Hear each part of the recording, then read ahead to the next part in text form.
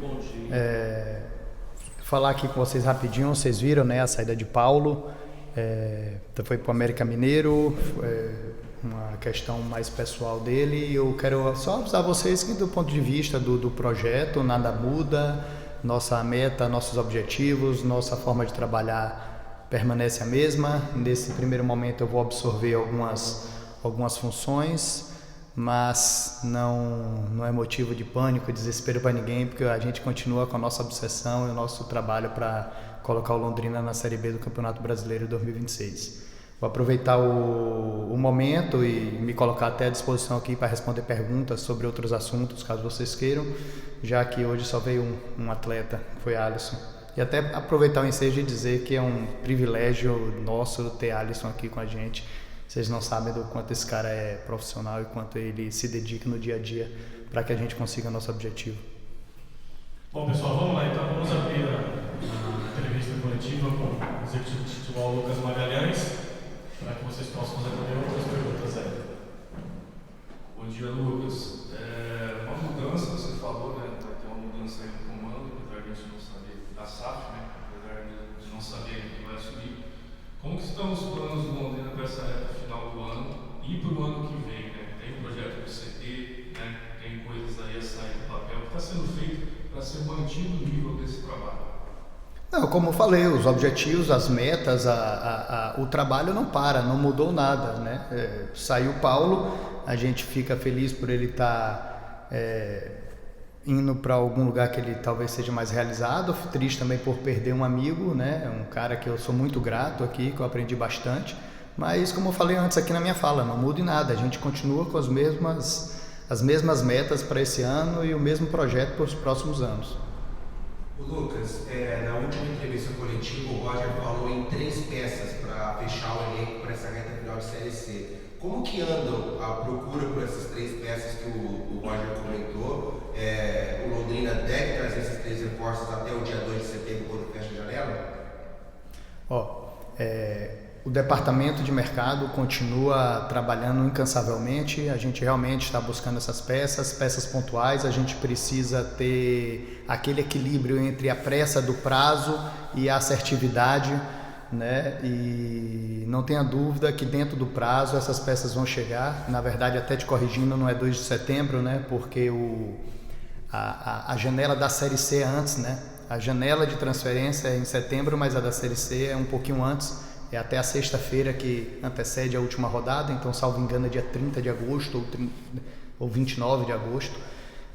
Mas não tenha dúvida, o torcedor pode ficar tranquilo que a gente está no mercado, a gente está buscando e no momento certo a gente vai chegar com os nomes. A gente já trouxe 4 nomes e ainda deve vir entre 2 e 4, igual o Roger falou aí para vocês. Lucas, você falou que vai acumular a função, né? Londrina, a SAF está no mercado, a esquadra tem nomes já monitorados para apresentar, ou termina o ano você acumulando as 2 funções?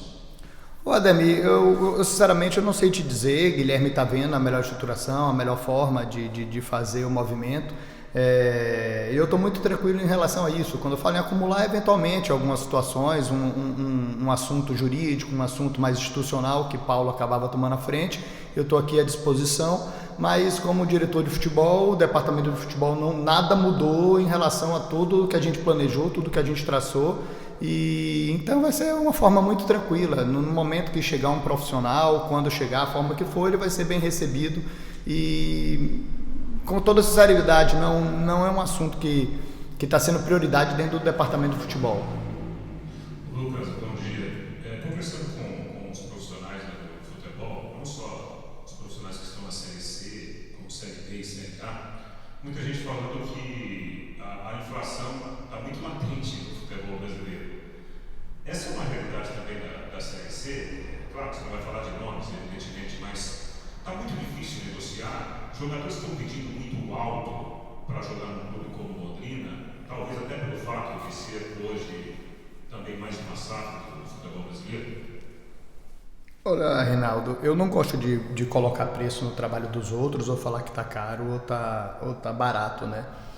Realmente alguns clubes têm práticas bem agressivas de mercado, e aí eu não sei da realidade deles, se eles têm orçamento para isso, se é de uma forma irresponsável, ou se tem um investidor por trás pagando. Eu sei da realidade nossa, né?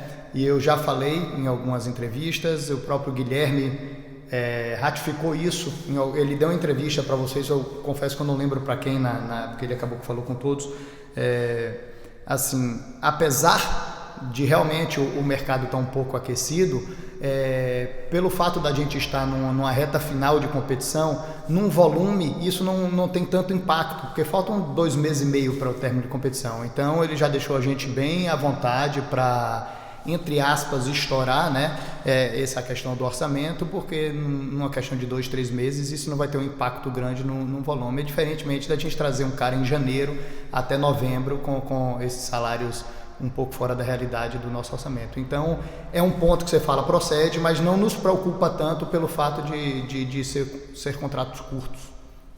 Lucas, voltando no assunto do CT de novo, né? Porque o CT é algo que o torcedor comenta muito, o que está acontecendo com o CT, qual o momento vem o CT. O Guilherme chegou a falar, né, segunda-feira, sobre o projeto terminou por conta, com atraso por conta do óbito do Guilherme, né, o arquiteto. O que você pode falar para o torcedor sobre o momento do CT? O CT vai ficar pronto até o começo de 2026, pelo menos os campos para treinamento, até para dar uma folga programada no VGD? Olha, primeiro demonstrar meus sentimentos, né? A perda de Guilherme, o arquiteto que tanto fez o projeto aqui do VGD quanto lá do CT, enfim, os meus sentimentos à família dele. Sem dúvida, é um ponto ainda que vai nos acabar atrasando um pouco mais, mas essa não é a desculpa, né? Realmente tem trâmites burocráticos. Sempre que a gente falava de CT, eu dizia, pô, isso aqui, esse guarda-chuva não é meu, esse guarda-chuva é de Paulo, né? Então, a partir de agora vai ser um tema que eu vou ter que me aprofundar mais. A partir de segunda-feira eu tenho uma reunião sobre isso, então eu vou estar um pouco mais apto para falar exatamente em que pé tá. Mas eu sei que são questões burocráticas e não necessariamente de licença disso. A gente precisa fazer uma terraplanagem que, pelo que eu vi, pelo que eu já me inteirei, deu um trabalho um pouco maior, vai dar um trabalho um pouco maior do que a gente imaginava, mas a gente mantém aquela ideia que eu sempre falei, que era uma informação até que eu tinha. A gente precisa de 2 campos o quanto antes para a gente já começar os trabalhos de 2026 com essa opção de campo e preservar o VGD. Vocês estão vendo aí a necessidade que é de segurar ele um pouquinho. Tudo bem, Lucas, bom dia. Como tem reverberado dentro do elenco essa questão da oscilação, a última partida, né? O time na parte de cima da tabela, mas uma apresentação ruim contra a equipe do ano. O Roger, inclusive, comentou muito durante a entrevista coletiva dessas oscilações. Como é que você tem visto também o elenco diante desse cenário? Olha, Rafael, a gente voltou ontem, né? Então, assim, não dá pra gente medir a febre, exatamente como é o termo que a gente gosta de usar aqui, mas a gente tenta sempre passar a tranquilidade de um equilíbrio, de ninguém se desesperar, ninguém se entrar em euforia quando você ganha, nem entrar em desespero quando perde. A gente perdeu de 1-0, de um adversário jogando em casa, de um adversário de Campeonato Paulista, de que hoje está na 2, mas é um time de A1 de Paulista, de Série B de Brasileiro. Então, assim, isso não é para justificar uma atuação ruim, não fizemos nossa melhor atuação, mas também não é momento de desespero nenhum. Essas oscilações são naturais, a gente precisa ver e responder diante do Náutico, para a partir daí a gente ter uma dimensão maior de como o elenco reagiu a uma partida ruim, né? A gente também não fez uma partida legal lá contra o Botafogo, voltamos aqui e reagimos bem, fizemos 6 pontos, ganhamos 2 jogos seguidos no VGD, que era, como o Alisson falou, era uma situação que incomodava a gente, da gente acabar empatando bastante em casa. Somos invicto no VGD, né? Não perdemos nenhum jogo, mas a gente sabe que também faltava um pouquinho mais de vitória. E é isso, no dia a dia a gente vai ver, velho. O nosso objetivo é sempre trazer a tranquilidade e saber que essa derrota não mudou nada ao nosso objetivo. Repito, na vida ou a gente ganha ou a gente aprende, que a gente utilize esse 1-0 aí que a gente tomou do Ituano como aprendizado. Bom dia, Lucas. João Gabriel da Rede Massa. Você falou que o Londrina está invicto aqui em casa, jogando no VGD, agora troca de casa, vai voltar a jogar onde jogou pelo estadual, lá no estádio do Café. Como que está isso dentro do elenco, esse retorno? A gente conversou agora um pouco com o Alisson, falou que jogou muito bem por lá, espera repetir a dose, continuar ganhando, jogando dentro de casa, esse retorno ao Café. Expectativa de público, de torcedor e também esse retorno para o Café, como é que a administração vê? Por mais que não tenha tanto tempo, ou por mais que eu seja um cara que cheguei aqui em Londrina no início de 2024, né? O dia a dia é tão intenso que parece que já tem uma eternidade. Então, de certa forma, a gente tem aquela nostalgia de jogar no Café. A gente sabe que pode ser o único jogo no Café no ano na Série C, né? Talvez sim, talvez não, mas enfim, pelo menos a ideia inicial é que a gente só joga esse jogo. E até para não ficar uma interpretação errada, o 24 contra o Nápoles vai ser aqui, tá?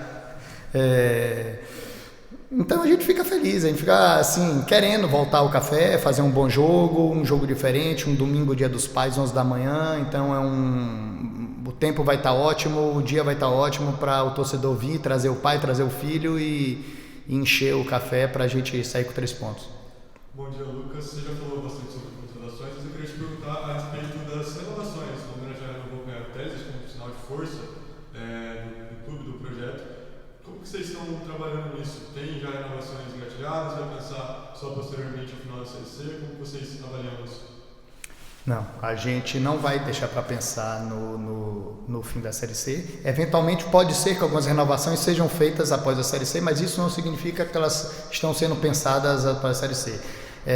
Tudo isso a gente já vem pensando ao decorrer do ano, desde dezembro que a gente já vem pensando, e de lá para cá a gente já renovou Maurício até o final do ano que vem, a gente já renovou Caio Zagueiro até o final do ano que vem, a gente renovou Iago Teles recentemente, que foi uma renovação que exigiu um tempo, uma energia grande, mas tudo deu certo. Renovamos também França, enfim, essas renovações são pensadas juntos com as contratações e oportunamente elas vão aparecendo à medida que a gente for entrando num consenso, entrando numa convicção nossa e num acordo com o atleta.